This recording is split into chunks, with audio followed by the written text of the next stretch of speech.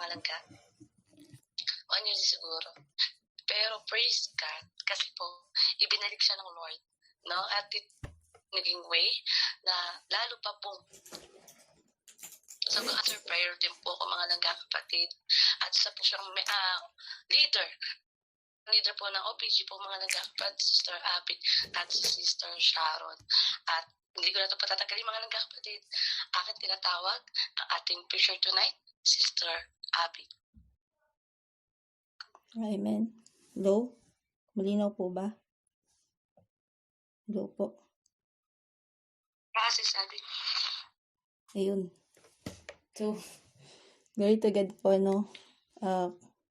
Hindi ko pa alam kung may mga naka-join po kanina, pero ito pa na i-share ko din po sa kabilang platform, sa JIL. So, it's a privilege po at opportunity din to share again dito po sa OPG. So, sa kabutihan po ng Panginoon, no? Tayo kanyang pinagkakalooban ng kalakasan, patuloy tayong pinagkakalooban ng masiglang buhay. So, dapat natin itong ipagpasalamat sa Panginoon. And doon pa lang po dapat na papurihan po natin yung Panginoon sa buhay po natin. And salamat din po sa mga kapatid natin na naka-join ngayon gabi. Hapon po ngayon dito sa lugar po namin, pero alam ko po gabi na ngayon dyan sa Pilipinas. And parang past 8 na. Ano po, so medyo mahaba po itong ating pong aaralin. So nawa po makasama ko pa rin po kahit huwag niyo po akong iwan sa ating pong pagsasaluhan ngayong gabi.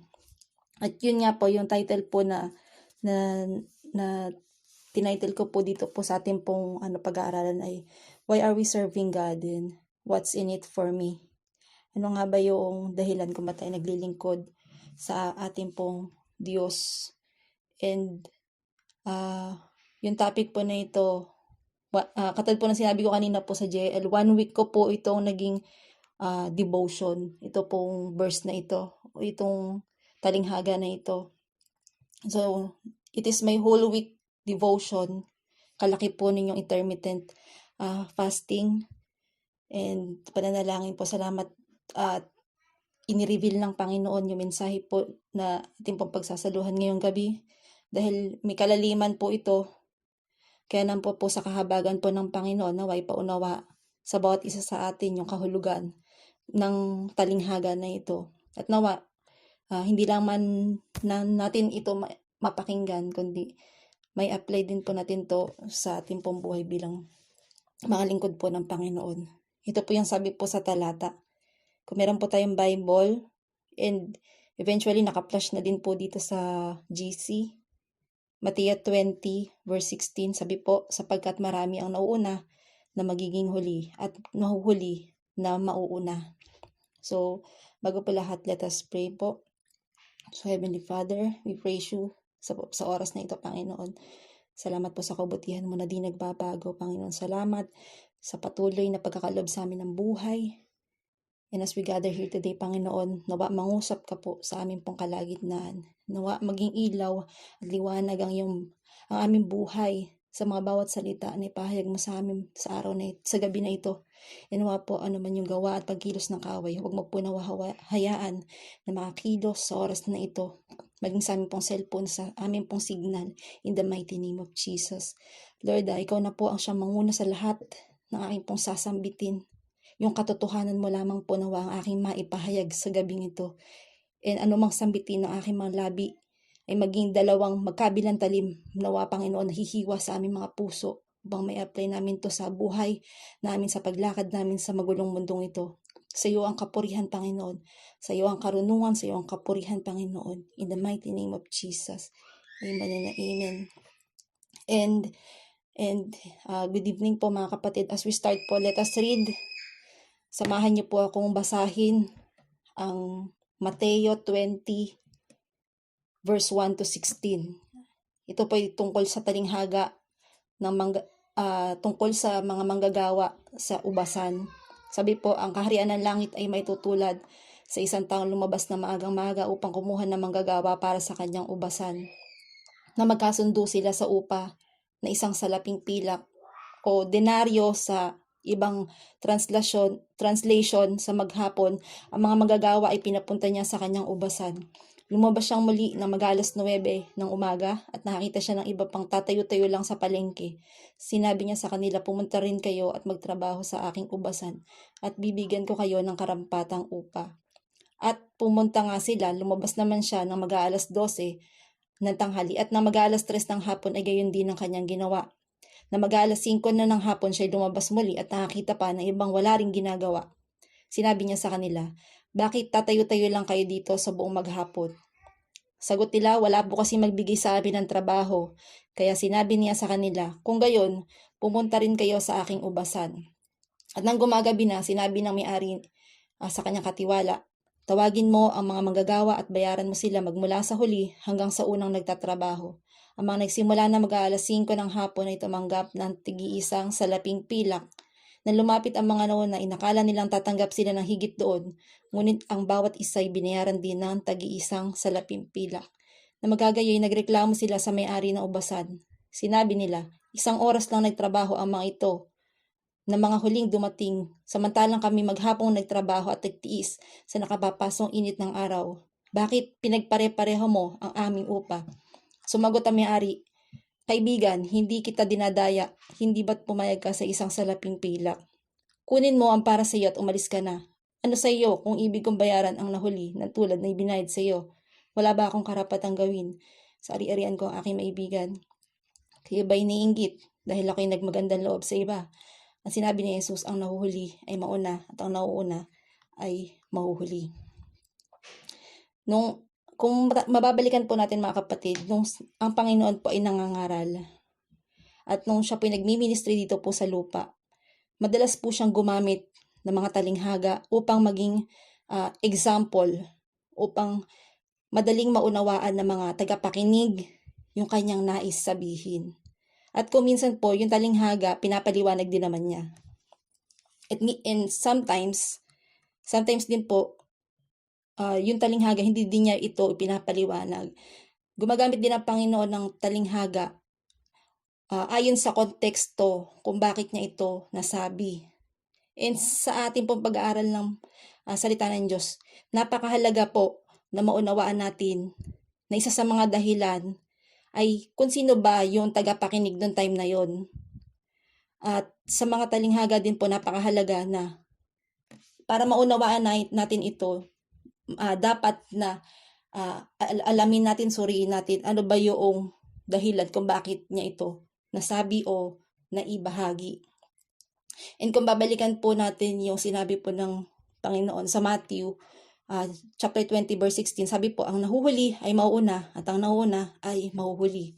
So kung atin po itong naririnig, medyo parang malalim yung pong salita, di ba po? Pero salamat po sa kabutihan ng Diyos dahil tinuturuan niya tayo, binibigyan niya tayo ng wisdom upang ma-reveal sa atin yung kahulugan nito, kung bakit niya ito sinabi, kung bakit may nahuhuli na mauna at minauna na mahuhuli. At itong talinghaga po na ito ay naibigay niya o naikwento niya dahil po sa isang tanong. Kung babalikan po natin sa Mateo 19, ito po ay isang senaryo na kung saan ang Panginoon ay nangangaral. Kung atin pong babalikan, para lang po maging klaro at malinaw po sa bawat isa po sa atin, ano nga ba yung kahulugan nitong talinghaga na ibinahagi ng Panginoon about sa mga manggagawa ng ubasan? Sabi po, yung senaryo po na yon ay may lumapit na binatang mayaman kay Jesus. At tinatanong nung binatang mayaman na yon, paano niya makakamtan yung buhay na walang hanggan? So sinagot siya ni Jesus, nagbigay ang Panginoon ng mga dapat niyang gawin according to the law, according sa kautusan. Sabi po, wag kang makikiapid, wag kang magnanakaw, wag kang sasaksi sa hindi totoo. Igalang mo ang iyong ama't ina, ibigin mo ang iyong kapwa. And sabi po ng binata, lahat na po ng ito ay nagawa ko na. Kaya naman sinagot siya ni Jesus, kung gayon, ipagbili mo ang lahat ng iyong pag-aari at sumunod sa akin.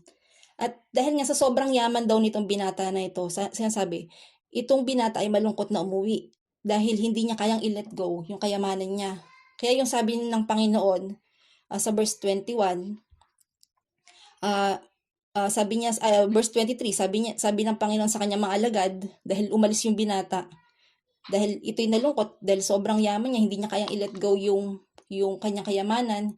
Kumbaga dito, ni-reveal ng Panginoon yung kalalagay ng puso nitong binata na kung nais mo magkaroon ng buhay na walang hanggan, kailangan mabitawan niya lahat ng iyong pinanghahawakan, yung possession, like yung kanyang pag-aari ay kayamanan. So, inireveal lang ng Panginoon sa puso nitong binata kung sino ba yung mahalaga sa kanya. So, dito pinakikita na mahalaga dito sa binatang mayaman yung kanyang possession, yung kanyang kayamanan. Kaya sabi ng Panginoon sa verse 23 ng chapter 19, tandaan ninyo, napakahirap sa isang mayaman ang makapasok sa kaharian ng langit. At sinasabi ko rin sa inyo, mas madali pang makadaan sa butas ng karayom ang isang kamelyo kaysa makapasok sa kaharian ng Diyos, ang isang mayaman. Lubhang nagtaka yung mga alagad, kaya nagtanong sila sa Panginoon, kung gayon, sino po ang maliligtas? Sabi ng Panginoon, hindi ito kayang gawin ng tao, ngunit magagawa ng Diyos ang lahat ng bagay.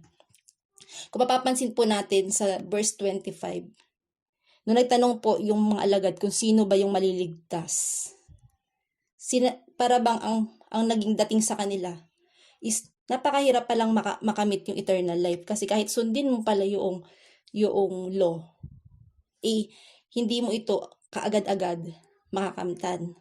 Ngunit sinagot ng Panginoon yung kanilang iniisip, yung maling pagkakaunawa nila sa sinasabi ng Panginoon. Sabi ng Panginoon, bagamat mahirap sa tao, posible ito para sa Diyos, sapagkat yung kaligtasan na buhat sa ginawa ng Diyos ay hindi kayang gawin ng tao. Yung eternal life na ibinibigay po sa atin ng Panginoon ay hindi dahil sa kagagawa ng tao. Sabi nga sa Ephesians 2, verse 8-9, sapagkat dahil sa kagandahan loob ng Diyos, kaya tayo naligtas sa pamamagitan ng pananampalataya, at ang kaligtasang ito'y kaloob ng Diyos, hindi sa pamamagitan ng inyong sarili, hindi ito bunga ng inyong gawa, kaya't walang dapat ipagmalaki ang sino man. So dito sinasabi ng Panginoon na bagamat mahirap sa mayaman na makapasok sa kaharian ng Diyos, hindi nawawalan hindi nababalid, hindi na-invalid na may mayaman na pwede palang makapasok sa kaharian ng langit. Hindi sinasabi dito ng Panginoon na porke mayaman ka, hindi ka na makapapasok sa kaharian ng langit. Nung sinasabi, pinapaliwanag ng Panginoon dito, sa kaisipan ng nating tao, mahirap. Pero sinasabi nga dahil sa habag at biyaya ng Diyos, ang isang mayaman, bagamat mahirap makapasok sa kaharian ng Diyos, ay posible dahil sa kagandahan loob ng Diyos ay maaring maligtas. Sapagkat hindi bumabase ang Diyos sa mga gawa ng tao. Kaya nga sinasabi dito, walang dapat ipagmalaki ang sino man. Ngunit itong si Apostol Pedro, mga kapatid, habang pinakikinggan niya yung sinasabi ng Panginoon na about sa kung sino yung maliligtas, kung paano ba maliligtas. So itong si Apostol Pedro bilang tagasunod ng Panginoon, and ginib up niya lahat. Diba nung sumunod siya sa Panginoon, nung siya'y nangingisda, iniwan niya yung lambat. Iniwan niya yung bangka niya, diba? Sumunod sa Panginoon. Kaya nagkaroon ng kaisipan nitong si Apostol Pedro, na napakinggan niya yung Panginoon na, yung binatang mayaman, hindi niya kayang i-give up yung kayamanan niya. Pero kami, na sumunod sa Panginoon, i-give up namin yung hanap buhay namin, yung pamilya namin, alang-alang sa pagsunod sa Panginoon. Sabi nga sa verse 27, magsalita naman si Pedro, tingnan po ninyo, iniwan namin ang lahat at kami sumunod sa inyo. Ano po naman ang para sa amin? Alam niyo pa, nung binasa ko po itong sinabi ni Apostol Pedro na to, medyo nagulat at na-shock po talaga ako. Na para bagang sa pagsunod niya, meron siyang in-expect na magigain o mabe-benefit Kaya ang tanong niya, ano naman ang para sa amin? Kung yung binata na yun, kung yung mayamang binata na yun, hindi niya kayang i-let go yung kanyang kayamanan. Pero kami na sumunod sa'yo. Nilet go namin lahat. Ano naman yung para sa amin? So, excited itong si Apostol Pedro na malaman ano yung reward ng pagsunod. Pero danger po ito mga kapatid. Napaka-dangerous po ng ganito pong kaisipan bilang isang naglilingkod po sa Panginoon. Kung mapapansin po natin, yung sinabi ni Apostol Pedro, totoo naman, di ba po? Totoo naman na iniwan niya ang kanyang pamilya, kanyang hanap buhay alang-alang sa pagsunod sa Panginoon. Ngunit sa kanyang tanong, ito ay nagpapakita ng makasariling hangarin. Beware of overconfidence, mga kapatid. Lagi po natin tatandaan na ang panuntunan ng Diyos ay kaiba sa panuntunan ng tao. Kung yung tao po nakapokus sa temporal blessings, ang Diyos po nag-aalok sa atin ng eternal blessings. Kaya basahin po natin yung tugon ng Panginoon. Dahil po sa sinabi na ito ni Apostol Pedro, ibinigay ng Panginoon yung talinghaga tungkol sa manggagawa ng ubasan, upang ang talinghaga na ito ay maipakita sa bawat isang mga alagad. At maging sa atin din naman po, na mga tagapakinig o nagbabasa ng salita ng Diyos, yun laman ng puso ng bawat isa sa atin patungkol sa paglilingkod sa Diyos. That why are we serving God? Diba? Sabi po sa Matthew 1-16, yung paghahari ng langit katulad daw po sa may-ari ng ubasan, siya'y lumabas ng umagang-umaga upang umupa na manggagawa sa kanyang ubasan. Kung mapapansin po natin sa verse 1-2, ito pong may-ari ng ubasan, nung siya po lumabas, may nakita siyang mga manggagawa. And kinausap niya po ito. Meron pong pagkakasundo between the owner of the grape vineyard and yung pong laborer. At yung kanila pong pag-uusap ay, magtatrabaho ka sa akin ng isang buong araw at babayaran kita ng halagang 1 denaryo. Alam niyo po yung 1 denaryo daw po noon, para lang po maging malinaw po sa bawat isa po sa atin, ay isang minimum wage o isang sahod na ang katumbas po nito ay nakasasapat ito yung yung isang salapi na yon, pag ibinili mo ito, makabibili siya para sa isang araw mo na pangangailangan. So sapat itong bayad na ito para sa iyong pagtatrabaho sa buong maghapon. And yung oras po ng trabaho doon is 6 a.m. to 6 p.m. May 12 hours po na pagtatrabaho nung panahon na yun. And yun po yung naging kasunduan nito po may-ari ng ubasan at noong pong mga manggagawa. So malinaw po ito sa mga manggagawa na sila po ay magtatrabaho at ito yung kanilang tatanggaping bayad, 1 denarius. At habang patuloy po sa verse 3, nung pong 9 a.m., lumabas po ito uling may-ari ng ubasan. At may nakita ulit siya sa mga pamilihan na walang ginagawa at sinabi niya, hali kayo at pumunta kayo sa ubasan at ibibigay ko sa inyo ang nararapat na bayad. So sa pangalawang mga manggagawa na tinawag po na may-ari ng ubasan hanggang sa pangatlo, hanggang sa pang-4, hanggang sa pang-5, wala pong tinukoy yung may-ari ng ubasan kung magkano yung kanyang ibabayad. Kundi yung pangako niya lamang na kayo ay makatatanggap ng bayad na naaayon sa inyong pinagtrabahuhan. So malinaw po mga kapatid, yung unang tinawag, sila po yung kinausap at sila po yung may knowledge, meron silang kaalaman kung magkano yung tatanggapin nila. Unlike yung pangalawa, yung pangatlo, pang-4 hanggang pang-5 na tinawag, wala silang idea kung magkano po yung kanilang tatanggapin. Basta pinanghawakan nila yung pangako na may-ari ng ubasan na sila po ay tatanggap ng bayad para sa kanilang pagtatrabaho. So sinabi po nung magagabi na, sabi po ng may-ari ng ubasan, sabi sa kanyang katiwala, tawagin mo ang mga manggagawa at ibigay sa kanila ang kanilang upa. Kaso ang nakakagulat po mga kapatid, 'di ba, yung bang mas inuna pang papilahin yung nagtrabaho ng 1 oras lang. Unlike yung nagtrabaho ng 12 hours, sila pa yung huling nasa pila.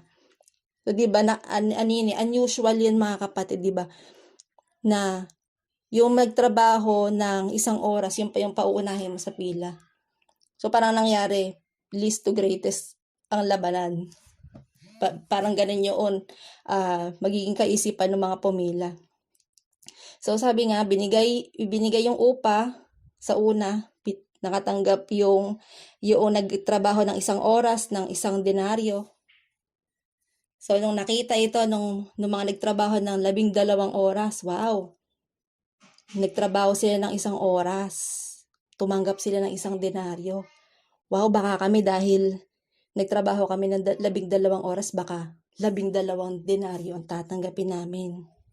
Baka naman. Mga ganun po yung kaisipan noon nung mga nagsipagtrabaho no po.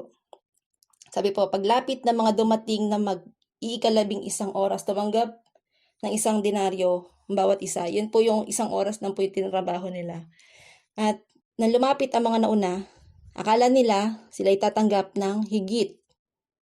Ngunit sila'y tumanggap din ng tag-iisang denaryo. So napahiya po ito mga naunang, yung mga nagsipagtrabaho ng 12 oras. Kaya po nung natanggap nila yung bayad sa kanila, sila po yung nagbulong-bulungan laban sa may-ari ng umbasan. Sabi nila, ang mga huling ito, 1 oras lang gumawa. Ngunit, pantay lang sa amin. Maghapon kami nagpakahirap. Nagbilad kami sa init ng araw. Pero parehas lang nung naging bayad sa amin. Unfair naman. Diba? Parang unfair naman. Sumagot siya sa isa sa kanila. Sabi ng may-ari ng ubasan, kaibigan, wala akong ginawang kamalian sa iyo. Hindi ba't nakipagkasundo ka sa akin sa 1 denaryo? Kunin mo ang ganang sa iyo at lumakad ka na. Ibig kong bigyan ng huliin ng gaya ng ibinigay ko sa iyo. Hindi ba't nararapat lang na gawin ko ang ibig kong gawin sa aking ari-arian? Tinitingnan ba ninyo akong masama dahil ako'y mabuti? Kaya nga mga huli ay mauna at ang una ay mahuli sapagkat marami ang tinawag ngunit kakaunti ang mga pinili. So kung mapapansin po natin, mga kapatid, 'di ba, yung sa lahat ng mga manggagawa na tinawag nung may-ari ng ubasan, yung unang manggagawa lang yung katulad po sinabi ko kanina, sila lang yung may knowledge about dun sa amount na kanilang tatanggapin. And according po dun sa batas nung panahon na yun, yung ordinary laborer ay meron pong minimum wage na 1 denarius. It's a Roman money nung panahon po na yun. For a whole day of work na equivalent to 12 hours. So, sa panahon po na yun, kung para lang po maging, parang pamilyar lang po tayo, no? Siguro, lahat naman po tayo siguro nagtatrabaho o may knowledge about sa mga sweldo ngayon, no? Nag-search po ako sa Google at yung minimum wage daw po sa Manila, yung Manila rate, 610 pesos. Di ko pa alam kung tama ito. Pero sa provincial rate daw po ay 400 pesos. So para lang maunawaan po natin na ito maaring 1 denaryo ng panahon na marami nang mabibili. Pero kahit lumaki yung bilang ngayon, 610 pesos, ganyan. Pero ganun lang din yung katumbas nun mga kapatid. It's a minimum wage. So ito pong may-ari ng ubasan lumabas, 'di ba, upang maghanap ng manggagawa sa kanyang ubasan. Kung yun nga, yung sa unang manggagawa nakapagkasundo siya sa 1 denarius, yung mga sumunod na manggagawa, wala naman silang alam magkano yung tatanggapin nila. Kundi pinanghawakan lang nila yung pangako na sila'y babayaran. Basta sumunod sila. Dahil sa kanila pong kultura, kapag ikaw ay gusto mong maghanap ng trabaho, doon ka maghihintay sa parang palengke mga kapatid, sa lansangan ng palengke. hindi para tumambay, hindi sila nandoon para tumambay. Andun sila upang mag-antay ng magbibigay sa kanilang trabaho. Ito pong mga taong tinawag na ito ay hindi sila mga tamad, kundi naghahantay sila ng magbibigay sa kanila ng trabaho. At yun nga, nung magagabi na nga, sila po ay tumanggap ng pare-parehong bayad. Lahat po sila. Ngunit, ito pong mga nauna, na lumapit ang nauna, inakala nila na sila'y tatanggap ng higit pa. Ngunit sila'y tumanggap din ng tagi-isang denaryo. Sa buhay po natin mga kapatid, habang tayo po ay naglilingkod sa Panginoon, dumating din po ba sa punto natin na nagtatanong tayo sa Panginoon na, Lord, parang ang unfair mo naman. Naglilingkod naman ako sa iyo, Lord, pero bakit hindi mo tinutugon yung panalangin ko? Or, bakit Lord, ang daming pagsubok? Am I deserve this? Deserve ko ba to, Lord? Naglilingkod naman ako sa iyo, Lord. Or, 2 years na ako naglilingkod, Panginoon. Bakit hindi pa ako hindi pa ako na sa church, sa ministry, hindi pa nag-a-upgrade yung ranggo ko? Or may mga ganun po ba tayo mga kapatid na tanong sa Panginoon na, Lord, deserve ko naman to eh. Pero mga kapatid, sa hustisya po ng Diyos, kung titingnan po natin, yung deserve po talaga natin mga kapatid. Yung sinasabi natin, unfair ba ang Diyos? Yung deserve po talaga natin impyerno. We deserve hell, mga kapatid. Pero dahil sa habag at biyaya po ng Panginoon, dahil sa kanyang grasya, mga kapatid, kahit hindi natin deserve, yung pabor ipinagkaloob pa rin po sa atin ng Panginoon. Sabi nga po, na lumapit ang nauna, inakala nilang sila ay tatanggap. Ngunit sila'y tumanggap ng tag-iisang denaryo. So, ang sabi po dito, beware of self-entitlement. Yung spirit of entitlement, mga kapatid, is napaka-delikado. Kung papansin po natin mga kapatid, pinauna ng may-ari ng ubasan, yung mga nahuli.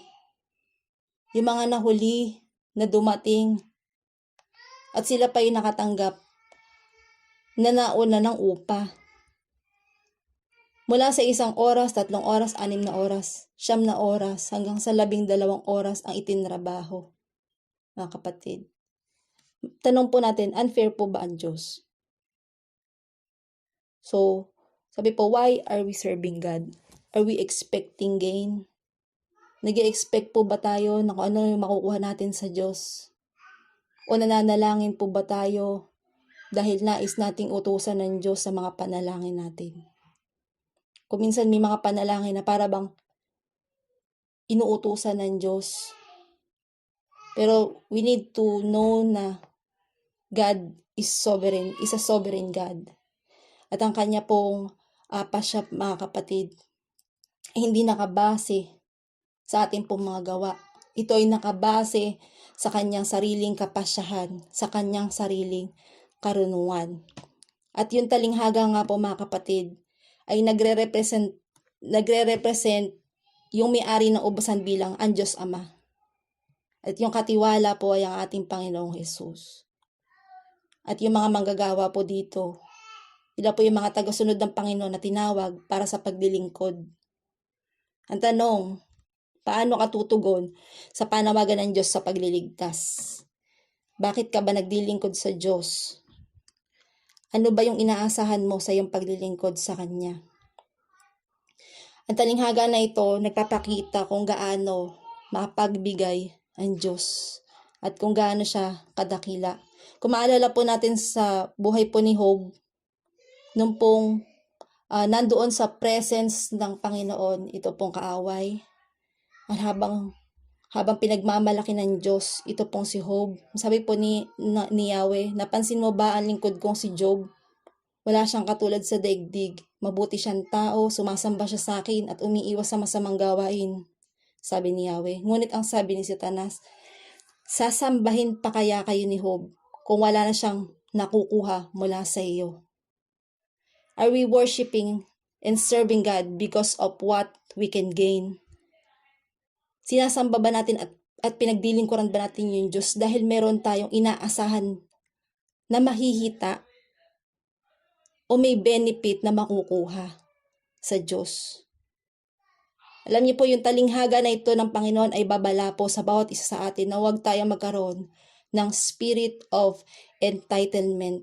It's a warning about why you really serving God. Are you serving God because of you are expecting benefits? Sabi po, yung self-entitlement, ito po'y kontra sa soberanya at karunungan ng Diyos. Ito po ay nagdudulot ng makasarili at pangsariling hangarin lamang, mga kapatid. Sabi po, beware of spirit of entitlement in serving God. When the spirit of entitlement gets into our hearts, pag pumasok po sa puso natin, nagiging concern na lang tayo sa mga material, na katanyagan, hanggang sa mapasok na po yung isip natin, dapat meron na akong ranggo sa church. Dapat ako yun eh. Ako yung dapat nandun. Kasi mas nauna ako sa kanya. Dumating po ba tayo sa punto na ganito, mga kapatid? So, ito pong salita na ito ay para sa atin. Magpasalamat po tayo sa Panginoon dahil ito pong panahon at oras na ito, tinutuwid tayo ng Panginoon. Na minsan nakakalimutan natin na sa habag ng Diyos, kaya tayo naligtas. Na kung bakit tayo nagkakaroon ng pagkakataon na makapaglingkod, ito ay dahil sa kinahabagan tayo ng Diyos. Serving God is an opportunity for us to give back the glory to God alone. Yung pagdilingkod po sa Diyos, isang oportunidad lamang, mga kapatid, upang ibalik natin yung kaluwalhatian para sa Diyos. Para sa Diyos lamang, mga kapatid, hindi para sa atin. At patuloy tayong tinuturuan ng Panginoon.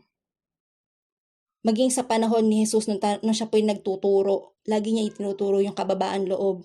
Yung puso na handa magpasakop. Dahil ipinamuhay ng Panginoon yung pagpapasakop, yung kababaan loob. Kaya tayo bilang mga lingkod ng Panginoon ay hinihingi sa atin ng Diyos na magkaroon tayo ng puso na mapagpakumbaba. Ayaw ng Panginoon na maging too confident tayo at too self-entitled. Mga kapatid, yung pusong handang sumunod at magpasakop sa kapangyarihan ng Diyos. Isang paalala pa po ng Panginoon nung siya po ay nandoon sa lugar ng piging. Inimbitahan po ito po si Jesus. Sabi po sa Lucas 14 verse 7-11. Napansin ni Jesus, pinipili ng ilang panauhin yung upuang pandangal. Kaya't sinabi niya yung talinghagan na ito. Kapag inanyayahan ka sa isang kasalan, huwag kang uupo sa upuang pandangal. Baka may inanyayahang mas kilala kaysa sa iyo. Baka lapitan ka na nag-anyaya at sabihin sa iyo, maaari bang ibigay mo ang upuang iyan sa taong ito? Sa gayon, mapapakahiya ka at doon ka upo sa pinaka-abang upuan. Sinabi ng Panginoon, mabuti pa kapag inanyayahan ka, doon ka umupo sa pinaka-abang upuan upang lumapit sa iyo ang nag-anyaya. Ay kanyang sasabihin, kaibigan, dito ka sa kabisera. Mapaparangalan ka sa harap ng lahat ng mga panawin. Sapagkat ang nagmamataas ay binababa at ang nagpapakumbaba ay itataas. Ano niyo po, mga kapatid, ganito din po sa paglilingkod sa Diyos. Hinahanap ng Diyos sa atin na magkaroon tayo ng paglilingkod na puso na merong kababaang loob. Huwag nating ipagmayabang o ipagmalaki kung ano man po yung ating nakamtan. Higit lalo na po yung pag naglilingkod po tayo sa Panginoon. Totoo po na nangako ang Diyos ng pagpapala. Amen po. May reward po, blessing na ipinangako ang Diyos.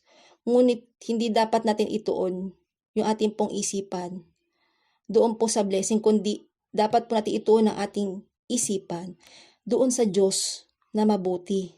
Doon sa Diyos na nagpapala. Doon sa Diyos na nagbigay ng habag at biyaya ng kaligtasan. Kaya po tayo nagkamit ng buhay na walang hanggan sa pamamagitan ni Hesukristo. Siya po yung tumubos sa ating mga pagkakasala, mga kapatid. Hindi po ito sa ating mga gawa. Kaya kahit sino man sa atin, hindi po tayo karapat-dapat na questionin ang Diyos. We are not entitled to question God. Sabi po sa Roma 9:15-16, mahahabag ako sa nais kong kahabagan at maaawa ako sa nais kong kaawaan.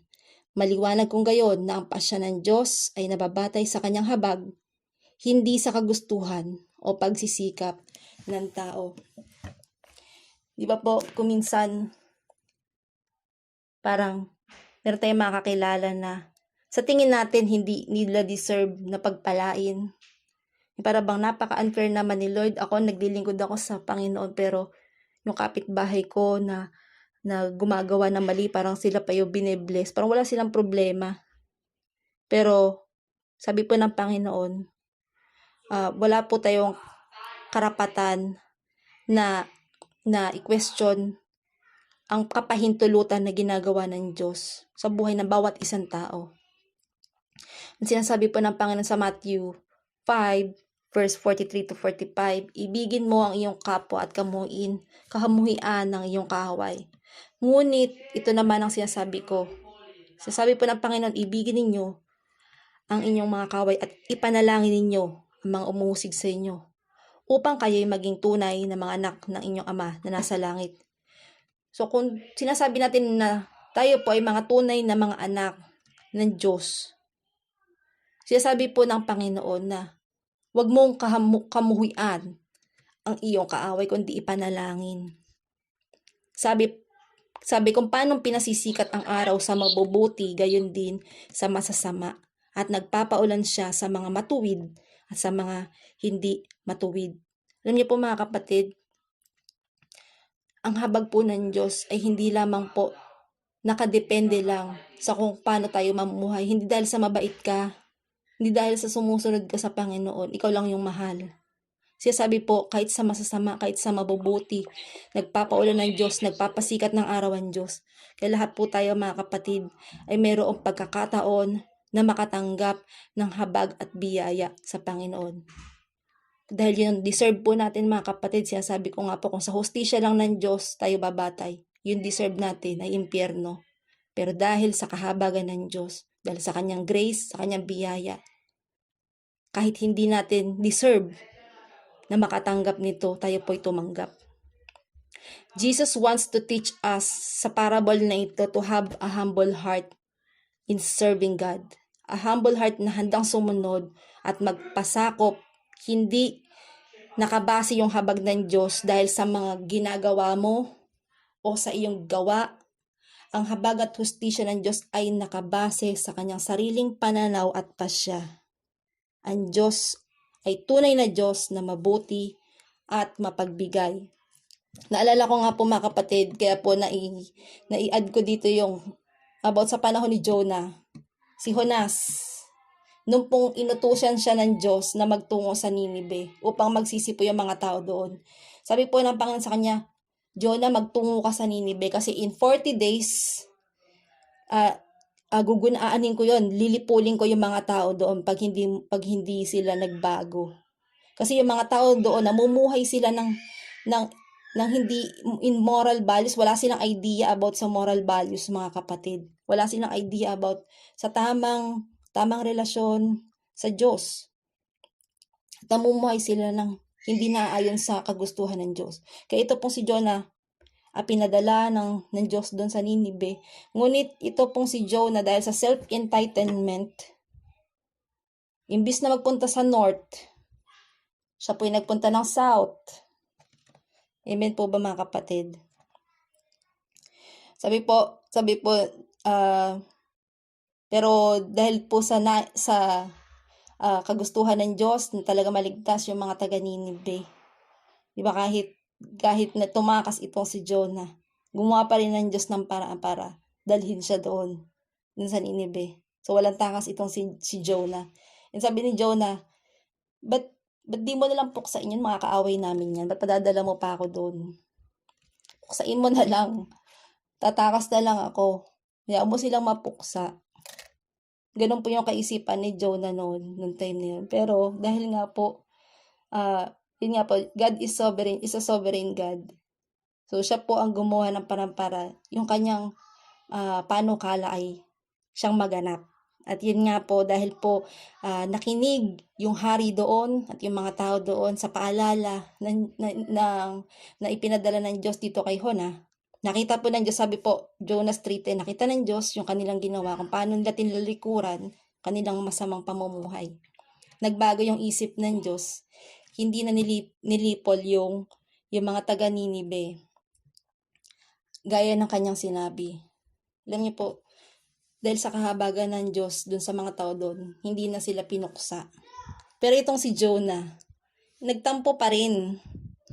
Andun pa rin yung pagtatampo niya sa Diyos. Sabi po sa chapter 4, sumama ang loob ni Jonas dahil pinatawad ng Panginoon yung Ninive. At galit na galit siya. Sabi po dito po sa Jonas 4:1, galit na galit po itong si Jonah dahil sa pinatawad ng Diyos yung mga taga Ninive. Kasi iniisip ni Jonah, deserve ng Ninive na puksain na sila. Bakit pinatawad mo pa?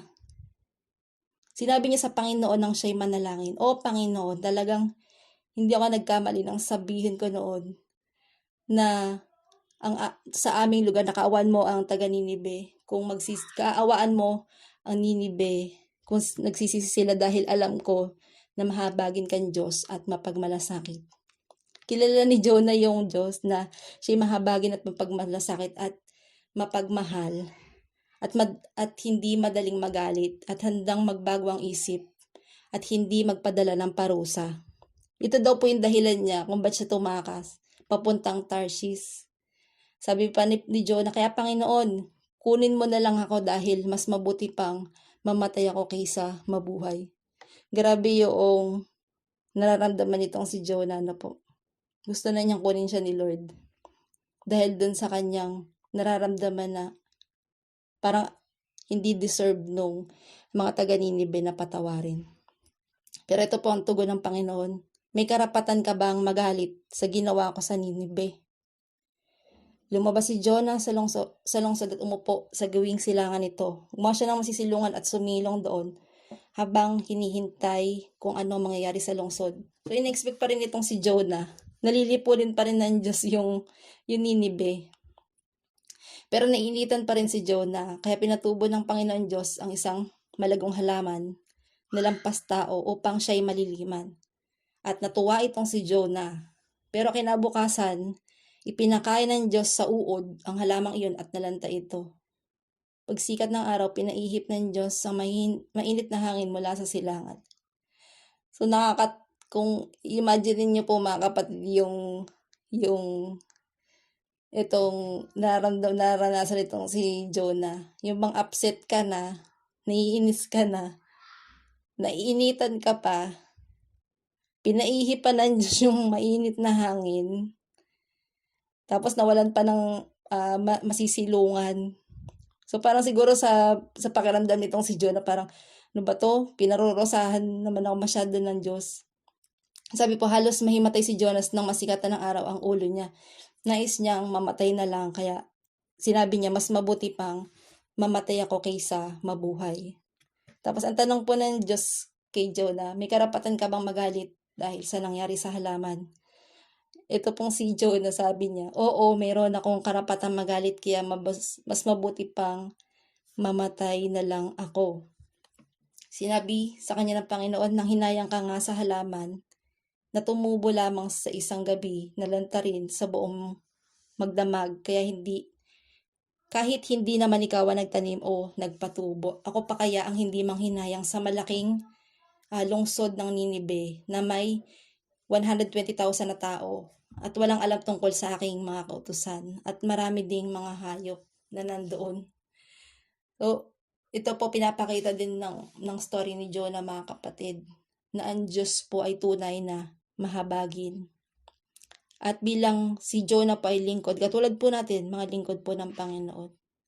Dumating din po ba sa punto natin na parang si Jonah, na immature, parang may pagka-immature dito si Jonah po, na yung kahabagan ng Panginoon, naging naging kainisan kay Jonah. Parang ito yung gusto kong mangyari dito sa Ninive, pero bakit hindi inalaw ng Diyos? Deserve nila eh. Deserve nilang maparusahan. Deserve nila na napuksain. Pero like kanina nga po nung sinabi ko po kanina na kung may deserve tayo mga kapatid, deserve natin lahat ay impyerno. Kaya nga po, huwag tayong maging self-entitled. Kahit na 12 years ka ng Kristiyano, kahit na pinagkalooban ka ng Panginoon ng kakayahan na makakita ng mga pangitain, makapagsalita ng iba-ibang lingwahe, makapagpropesiya, kahit pagkalooban ka pa ng Diyos ng ganyan, mga kapatid. Pero sinasabi ng Panginoon, kailangan natin bantayan ang ating pong puso. We need to serve God humbly and have a submissive heart. Yung sabi po ng Panginoon na tayo po ay inaasam niya na maglingkod na mayroong pusong nagpapakumbaba, pusong handang kilalanin siya bilang siya yung Diyos na mga pangyarihan sa atin. Na tayo yung paghaharian niya, hindi tayo maghahari sa Diyos. Amen po ba? So, ang conclusion ko po sa topic na ito, una, God is calling us to serve wholeheartedly ng buong puso. Tinatawag tayo ng Diyos para maglingkod ng buong puso. At yung ikalawa po, beware of spirit of entitlement while serving God. Yung maging maingat po tayo mga kapatid na huwag tayo magkaroon ng espiritu na para bang may utang na looban Diyos sa atin. Wala pong utang na looban Diyos sa atin. Tayo po yung may utang na loob sa Diyos. Yung pangatlo po, ang self-entitlement ay nagko-contradict sa soberanya at karunungan ng Diyos. Yung pang-apat, humility in serving God is what God wants us to live as what Christ did. Sasabi po ay dapat tayong merong mapagpakumbabang puso at kung nais po natin sumunod sa Panginoon, dapat natin maging katulad na naging pamumuhay ng Panginoon dito. Kung paano siya nagpakababa, kung paano siya naglingkod, na may kapakumbabaan sa Diyos Ama. Ganyan din po yung ninanais sa atin ng Ama. So, justice and grace of God. Yung justice, you will receive what is due to you by getting what you deserve. And we deserve hell. Kung hustisya po yung pag-uusapan. Pero dahil sa grasya, you receive favor even you are undeserved. Nakatanggap po tayo ng biyaya at habag kahit hindi natin ito deserve, mga kapatid. God's grace and mercy are given abundantly to those He chooses to give. Binibigay niya ito ng kusang loob sa kung sino man yung nais niyang bigyan. Hindi ito base sa ating mga gawa o sa kagustuhan ng tao. Ito ay nakabase sa kanyang pasya at sa kanyang karunungan, mga kapatid. Sabi nga po sa Romans 9:15, I will have mercy on whom I have mercy and will have compassion on whom I have compassion. So, pinakita po sa atin ng Panginoong Jesus na yung paglilingkod sa Diyos ay sa pamamagitan ng pagsunod, pagpapasakop, at sakripisyo para sa kapurihan ng Diyos. At bago po ako magtapos, nais ko po kayong anyayahan sa isang maikling panalangin. Ama naming Diyos, tunay na napakabuti mo po sa bawat isa sa amin. Salamat Lord sa mga pagtutuwid, sa mga paalala sa bawat isa sa amin upang masuri namin yung kalalagayan po ng puso namin. Kung bakit ba kami ay nakapaglilingkod. Nawa, yung aming po paglilingkod nakapagbibigay sa iyo ng kaluguran. Ama, sa gabing ito, patuloy na maisa puso nawa namin at huwag naming tingnan na higit yung aming pagdilingkod sa iba. Bagkus patuloy mo nawa na bigyan kami ng pusong mapagpakumbaba, pusong handa magpasakop sa iyong kalooban. At nawa patuloy nakahabagan mo ang bawat isa sa amin. Nawa patuloy mo kaming pagkalooban ng karunungan, kaunawaan, kung ano ba yung tama at mabuting gawin sa buhay namin bilang isang lingkod na lumalakad dito po sa lupang ito. Dalangin namin, Panginoon, ano man yung espiritu ng pagmamataas, ano mang espiritu ng kayabangan, ay huwag makapanayg sa amin. Bagkus pusong tapat at handang sumunod ang ilagay mo sa aming mga puso. Salamat, Lord. Pinupuri ka namin sa gabing ito, mula noon hanggang sa magpakilanman. In Jesus' mighty name, amen and amen.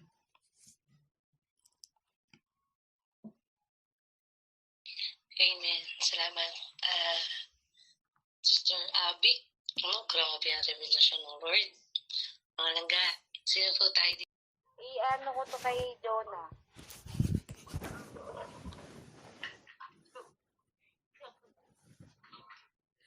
Na ano pakain ko to sa mga balyena. Ingay ingay talaga. Dapat ikaw ang ipakain. Papak ito sa balyena. Napakain. Dapat ikaw ang ipakain. Dapat ikaw. Hindi naman maingay. Ikaw maingay eh. Hindi naman maingay si siya. Hindi, napapakatotoo lang ako ga. Ingay talaga, narinig niya yung pukpuk. Hindi Ikaw kaya. yung maringay. Ikaw. Ikaw talaga marinig. Yan, yan Inside ka na si siya. May kasamang bata sa bahay, lalo na pag ano tenga nilalagay ko sa nasa buko para marinig ko. Ang ilagay mo siya.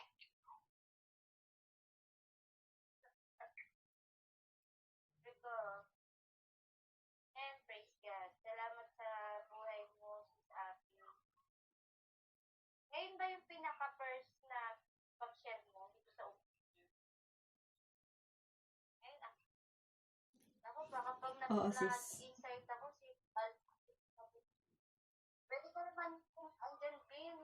Habang nakikinig, maganda nga yun eh. Yung habang nakikinig ka, kumakain ka. Ganyan ako minsan. Multitasking. Ano daw, masarap talaga maglingkod sa Panginoon. Talagang may hirap, may sakripisyo, may pagtitiis. Sobrang hirap. Minsan nasasabi ko rin sa Panginoon na noong time na talagang pagod ako, na parang ikaw lahat ang gumagawa sa church, sa ministry, ikaw linis ng church, follow up sa mga akay. Sobrang parang iisa lang ang katawan mo na ikaw lahat gumagawa. Iba yung mga kasama mo sa church na parang pili entitled na porket leader na wala nang gagawin. Kaya nagmalaga na yung bang hindi feeling entitled na porket leader syempre yung bang utos ang utos, yung bang yung talagang pag leader ako, susundin niyo ako. Hindi naman masamang hindi sumunod. Kailangan natin sumunod kasi sila yung namumuno, sila yung tinawag ng Lord para sa atin. Sila rin ang ginamit ng Panginoon para sa atin. Ang problema nga lang talaga, may mga Kristiyano talagang ganun. Kasi dati ako hindi ganun eh. Nahiyain ako. Yan ang pinakaayaw sa akin yung dati ng mga ka-churchmate ko. Pag pinagsasalita ako sa harap, ayoko, nahihiya ako. Kasi natatakot akong mapahiya. Natatakot ako na na magkamali. Kaya mas mainam na hindi na lang ako nagsasalita kaysa yung Pero nung time talaga na tinuruan talaga ako ng Lord na isabak sa mga public preaching, ganyan. Talagang sobrang hindi madali. Hindi rin siya madali. Talagang isa rin yun sa paglilingkod din sa Panginoon. Tinawag tayo na maglingkod din sa Panginoon ng ganyan. Pero gamitin natin ng buong puso. Hindi para parangalan ng sarili mo na magaling ka mag-share sa public, sa labas, diba? may mga ano kasi na mga Christian na pag nag-share sa labas parang ang yabang ng dating. Parang wala na dun yung servant's heart. Parang yung dating ng preaching parang repent kayo, repent. Makasalanan kayo. Parang ganun. Sabi ko, naku, parang hindi rin siya naging makasalanan. Parang doon pa lang, parang ay naku, iba yung ano nito, iba yung ano niya. Hindi siya yung wholeheartedly na talagang naglilingkod sa Panginoon. May mga Christian talaga na pag nag-share sa labas, pag nag-share sa mga may sakit, sa mga dun sa mga tagal ko nang nawala sa church, kaya wala na akong alam kasi sa paghawak ng mga ministry. Sabi ko, pag mga ganyan, talagang ako ingat-ingat din ako na mag-share sa labas, lalo na alam ko na titirahin ng kaaway yung motive ng puso mo. Anong motive mo? Bakit ka nag-share ng Word of God? Anong motive mo? Bakit ka naglilingkod sa Panginoon? Diba? Kasi ang titingnan talaga ng Lord dyan, yung puso mo. Ang motive mo para maglingkod sa Panginoon dahil maghanap ng jowa, maghanap ng magagandang babae, gwapong lalaki, tapos yung mga na talagang nagpapakita ng gilas sa mga kaibigan na ganito yung buhay. Diba parang parang namamali yung motive. Yung topic is sabi, pag mag-serve tayo, yung puso mo, ibigay mo talaga ng buong buo sa Panginoon. Hindi kasi unang-una talaga pumapasok sa isip ko, pag ako nag-serve sa Lord, yung motive ko, bakit ko to ginagawa para sa Kanya? Bakit ko ito, gagawin para sa Kanya? Kasi minsan, akala natin, pag nag-serve tayo sa Lord, hindi na tayo magkakasala, hindi na tayo makakagawa ng mali, ng tama, bataw. Hindi na tayo kaya parang ko doon, na ako buhay ni Jonah, parang na-relate din ako dyan sa buhay ni Jonah kasi minsan patakas din ako Minsan lagi ako nire-rebuke ng mga pastor, ng mga leader ko. Ano ba yung sister siya? Lagi kang kontra, reklamo, ganyan. Sabi ko, nung maalala ko yun, ngayon, naalala ko, sabi ko, Lord, ayoko nang gawin. Past yun Gusto ko ibaguhin yung ngayon na gusto ko pag dumating sa point na pag nag-serve ako, yung buong puso ko talaga na sa inyo na walang kasamang pag-remo, walang kasamang yung yung maiinis ka kasi dutin na rin ng buhay mo sa church paulit-ulit. Yung ganun, madali rin ako magsawa. Ang ginagawa ko, pag yung sa isang tahanan, na paulit-ulit ko yung ini-invite. Ang ginagawa ko talaga, ugali ko, lumilipat ako sa iba. Pero hindi ko napapabayaan yung dati ko na gusto ko na maiba naman. Gusto ko yung unique na yun yung strategy kung pag nag-akad kaluluwa sa Panginoon. Kaya sabi ko sa Lord, kung mag-serve man ako sa Kanya, gusto ko kang good-heartedly, pero hindi ko rin kasi masasabi na nagkaroon ako ng asawa, ng anak. Dati kasi nung panahon na single ako, sobrang lahat ng buong buhay ko, ang buong focus ko, yung maglingkod sa Panginoon, padagdag ng nagbubukas ako ng gawain, nagbubukas ko ng gawain sa mga OFW, face-to-face, lahat yun, na parang maalala ko yun sa panahon ngayon. Sabi ko, gusto ko Lord ulitin. Gusto ko na maging confident maging confident pa sa ngayon, sa taon na 'to. Kasi siyempre may mga anak ako. Yung mga anak ko kailangan ko rin silang taniman, kailangan ko rin silang turuan. Eh, Samuel kasi malaki na siya, kaya hindi ko siyang sinasama sa church para makita niya paano mag-worship sa Lord, kung paano maglingkod ng totoo sa Panginoon, kung paano makarinig kung, ng Word of God. Simula pa lang sa mga anak ko kasi hmm, gusto ko talaga na kung ano yung na-experience ko na-encounter ko si Jesus, gusto ko rin ipasa sa anak ko.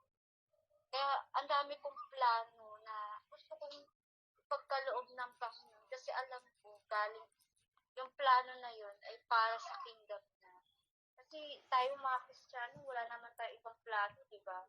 Yung bang plano para sa ano niya, para same sa plano rin ng Panginoon. Yung bang ipalaganap ang gospel sa buong mundo kasi naman talaga yung great commission natin. Yun talaga yung pinaka kailangan na gagawin ng mga Christian. Kaya yun lang talaga yung tayo kapatid na talagang mga nagtatrabaho, kahit nagtatrabaho ka, kahit nagtatrabaho ka, kapatid, kaibigan, guys, kahit nagtatrabaho ka, meron ka ministry sabay sa trabaho, kalimutan na yung motive ng puso mo sa Panginoon. Eh, okay lang, nagtatrabaho naman ako, nagbibigay ako ng tithes, nagbibigay ako ng offering sa church. Okay lang naman kahit hindi ako makapag-church face-to-face sa church. Okay lang ako kasi nakikita naman ni Lord yung pagbibigay ko. Yung ano ko, kaya parang namamali yung pagbubuhay bilang lingkod ng Diyos. Kaya huwag nating gayahin si Jonah. Tatawa ka rin talaga sa buhay ni Jonah.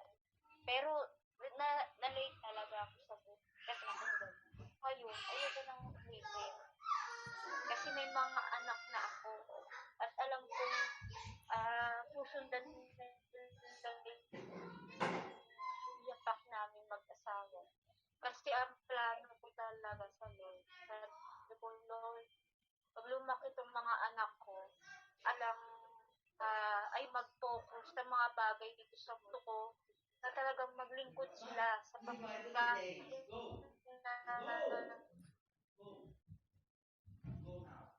kumbaga guide kami ng asawa ko, paano siya turuan ng site alam niya yung katayuan sa Panginoon. Hindi siya magiging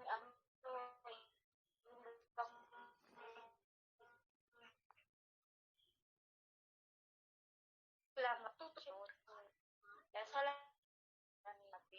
Kanina gusto ko rin mag-share. Kaso hindi talaga kasi ang iingay talaga nila.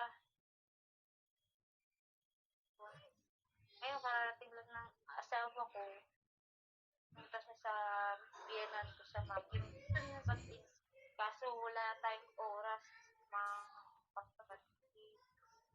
Alas 10 na. Kaya na po medyo mahaba-haba ating Kasi pag parka, walang haba-haba sa share. Pag talagang word of God, pag on fire ka, okay lang. Diba, mga kapatid? Hindi mahaba talaga yung Basta magutom. yung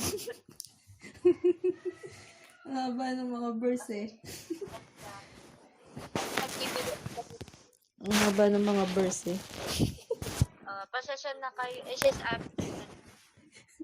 Then, totoo dyan, one week devotion kasi yun. Kaya ganun kahaba. 1 week devotion. Pinagsama sa isang. Kasi yung pinaka-funding na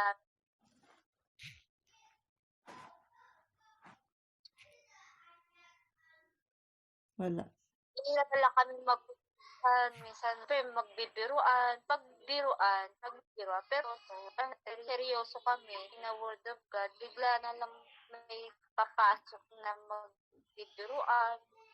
Pero pangit naman. Diba? Maganda yung nakikijoin din tayo sa mga kapatiran. Si Robert ididi ko to pag ito nakikita ko malapit na kitang madideliverance. Yung bang paipapatok ko na lang ang kamay ko tapos lalawayan ko, ipapatok ko sa ulo. Yun, para sorry guys, ano lang po kami, pero on fire kami sa Lord. Matotoo yan, yung sa deliverance, yung Namin. yung sa deliverance, yung sa akin, hindi sa church. Yung deliverance sa akin. Hindi sa church. Sa sa OPG lang siya. Sa OPG. Hello. Wala ako. Oo. Kahit sa OPG rin, then nagdi-deliver. Doon ako na-deliverance eh. Na-deliverance. At pag yung mga kasama mo on fire. Pag on fire yung mga kasama natin sila Brother Raymart, yung iba pa. Delivery boy ako eh.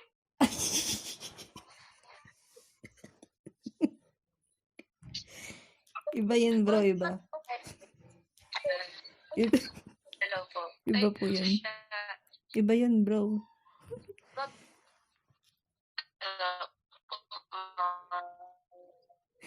Gagamit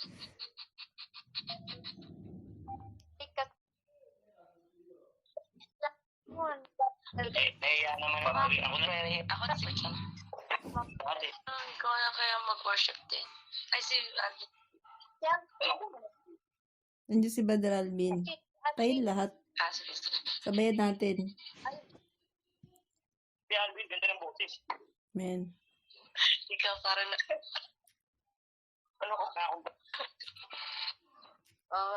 Brother Alvin, Sabayan natin. ligtas.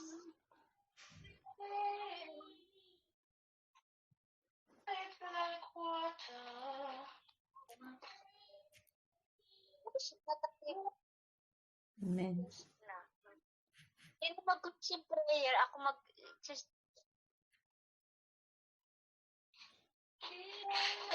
Ikaw na si siya.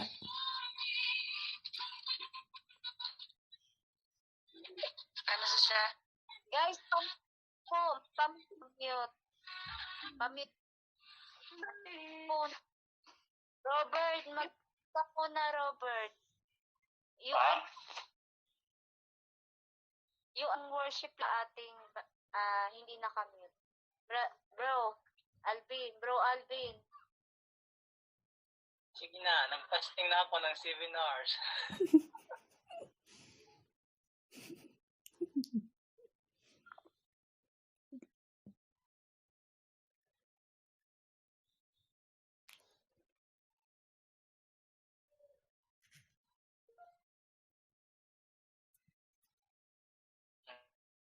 Kayo naman yung anak ko, papahintayin. Record mo nga. Di ko kasi record na yan.